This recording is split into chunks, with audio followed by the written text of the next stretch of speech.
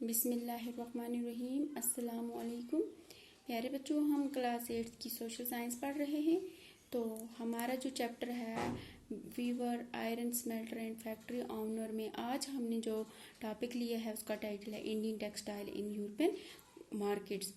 तो अब तक बच्चों हमने देखा कि हमारी इंडियन टेक्सटाइल जो है वो यूरोपियन कंट्रीज़ में बहुत ज़्यादा फेमस हुआ, उसकी बहुत ज़्यादा डिमांड बढ़ी क्योंकि वो अपनी अच्छी क्वालिटी की वजह से और अच्छे डिज़ाइन की वजह से वो बहुत ज़्यादा पूरे यूरोपियन कंट्रीज़ में मशहूर हुआ था। तो आज हम देखेंगे कि हमारी इंडियन टेक्सटाइल का क्या सिचुएशन रही है यूरोपियन मार्केट्स में, उसकी क्या वैल्यू थी।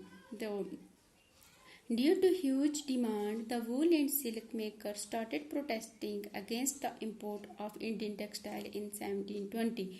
तो ज़्यादा डिमांड की वजह से इंडियन टेक्सटाइल जो था वो उसकी यूरोपियन कंट्री में बहुत ज़्यादा डिमांड बढ़ने लगी। तो इसकी वजह से जो वहाँ के वूल एंड सिल्क मेकर जो थे उन्होंने प्रोटेस्ट करना शुरू कर दिया। किसके against? To import the Indian textile, यानी इंडिया से जो माल आ रहा है उसके खिलाफ उन्होंने क्या करना शुरू कर दिया?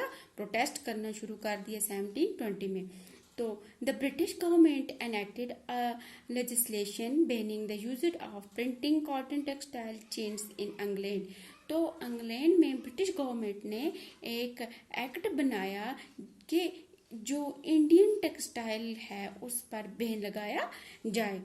तो यहाँ पे इंटरेस्टिंग बात यह है कि उस एक्ट का नाम उन्होंने कालिको एक्ट रखा था। Act was known as a calico act. वो एक्ट किस नाम से जाना जा रहा है? कालिको एक्ट के नाम से। तो क्योंकि उनका जो यूरोपियन कंट्रीज थी उनका नुकसान हो रहा था। जब इंडियन टेक्सटाइल की ज़्यादा डिमांड बढ़ने लगी तो उनका जो ब्रिटेन जो कंपनीज थी उनका क्या होने लगा था? नुकसान होने लगा था। तो इसलिए उन्होंने इंडियन टेक्सटाइल को इम्पोर्ट करने पे बैन लगा दिया और उस बैन का क्या नाम रखा? Calico act. तो to safeguard English producers, calico printing industry grew under government protection. They use it to copy Indian prints. तो अब जो इंग्लिश प्रोड्यूसर थे उनको बचाने के लिए, उनके तहफ़्फ़ुज़ के लिए, उनको सेफ गार्ड करने के लिए कालिको इंडस्ट्री उन्होंने बनाई।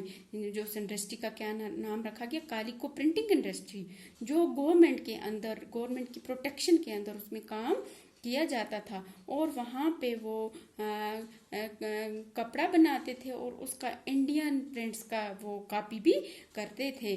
तो अब क्या हुआ? अब जो यूरोपियन कंट्री थी, इंग्लैंड वाले जो थे, उन्होंने कंपटीशन इंडियन टेक्सटाइल के साथ कंपटीशन शुरू कर दिया। अब वो भी इंडियन जैसे कपड़े बनाने लगे। वहाँ पे भी जैसे मसलिन वगैरह जो क्लॉथ थे वो इंडिया के वहाँ पे बनने लगे। तो अब उन्होंने इंडियन टेक्सटाइल के साथ कंपटीशन लगा लिया। तो इसके लिए अब उन्हें किसकी ज़रूरत पड़ गई? टेक्नोलॉजी की ज़रूरत पड़ी। तो उन्होंने टेक्नोलॉजी ईजाद की।